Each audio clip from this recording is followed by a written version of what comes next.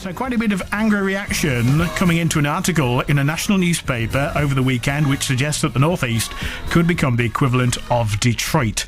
In an article in Saturday's Guardian, it explored whether the Northeast has been left teetering on the brink as the era of shiny new galleries and economic swagger recedes. And it looked at how the region is coping with the spending cuts from central government. It's been written by a guy called Andy Beckett. In his opening paragraphs, Beckett paints the Northeast as an unreachable wasteland set adrift from the rest of civilization. The article seems to ignore the fact that we have world-class universities, no mention of Nissan. We also have strong communities, don't we, to be proud of. It's unlikely you'd find that kind of community spirit down south. So what picture would you paint of the Northeast in 2014? 01642 225511. If you want to text me, 81333, start your message with the word tease.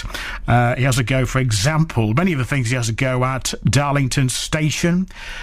He says now there are long periods in the middle of the day where trains rattle through without stopping. Of course, that is entirely untrue. On weekdays, there are 25 trains from London's Cross to Edinburgh Waverley, from Darlington to King's Cross, 37. Overall, East Coast now operates 50% more services than it did in the mid-1990s. So is this, once again, somebody having a cheap shot at the Northeast? Do people still look down their noses at the Northeast? Let's talk to Graham Robb, chairman of the Institute of Directors. Graham, good morning to you. Good morning, Mike. Are you surprised this was in The Guardian? Not hugely surprised. This guy's clearly burnishing some left-wing credentials, but I've got to admit I'm angry, never mind surprised, angry, and it's righteous anger.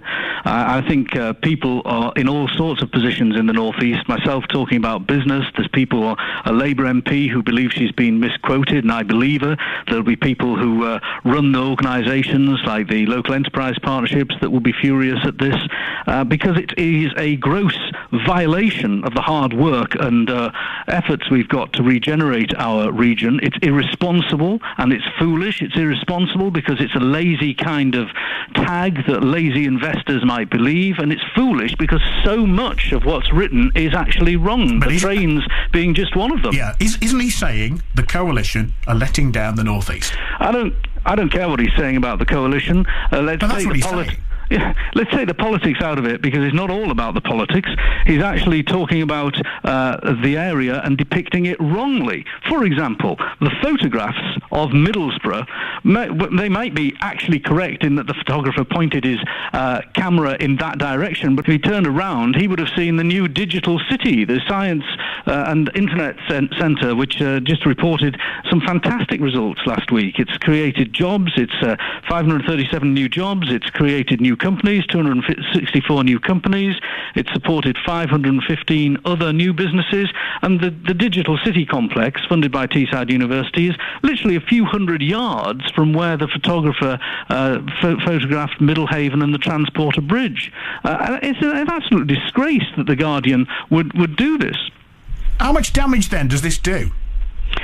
Well, the damage is done in reputation. You know, we've got a great reputation for innovation, we've got a great reputation for positive thinking, and we've got a great reputation for manufacturing, and we have to restate it so that we stop any damage being done. You know, I would call on him to apologise as well. You know, when public figures say things that cast a slur on other areas, Boris Johnson springs to mind saying things about Liverpool. He came, when he was sent to Liverpool on a mere culpa tour of radio stations and programmes like your own, to apologise. You know, The Guardian would have supported that. Well, I call on The Guardian to apologise and come on your radio station and explain themselves. Well, we're trying to get them to do that, Graham. So yeah, and can I just say also, Mike, that the sniffy attitude that this writer has, I'll quote a point that really, really got me going. He went to the Teesdale office park, the business park, where Margaret Thatcher once walked when it was was a derelict industrial wilderness. And he then observed, and I quote, "The car parks are full of mid-range vehicles. For 3 decades, the Northeast has been the centre for modestly paid clerical work." Well, whoa, look at him, some highly paid Guardian writer, looking down his nose at other people's cars and the jobs they do. Well, this is honest work that they do. He's a job snob. I mean, if you're in London, the price of your house means you probably couldn't afford a car, and if you had a car, the congestion means you probably couldn't even drive it. I think it's just an attitude of metropolitan elitism, which stinks, quite frankly. Are you going to invite him then to pay a second visit?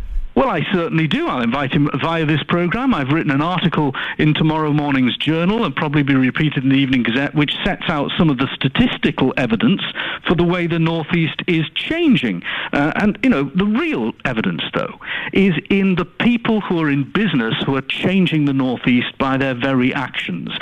This week, the Entrepreneurs Forum is holding its annual conference in Newcastle. Last week, I remember in my own business life, meeting people in business in the energy sector. I went to EBAC in County Durham, which is building a new factory to manufacture washing machines, the first such factory in Britain for 20 years. I work with a company called Virtue Motors, which has its headquarters here, is one of the biggest car dealerships in the country. All sorts of sectors are growing, innovating and investing here in the Northeast, and it is a violation of their efforts, and it is a violation of their enterprise that this article should be printed in such a biased and unrepresentative way. All right, good to talk to you, Graham. Graham Robb, chairman of the Institute of Directors. So what do you make of this then? You may or may not have seen the article in Saturday's Guardian. It just raises the question, doesn't it, about whether people, particularly down south, still look down their noses at the Northeast. What sort of picture would you paint of the Northeast in 2014? You might think he's got a point. Either way, he's saying that it could become the equivalent of Detroit and all the problems that Detroit has. 01642 225511.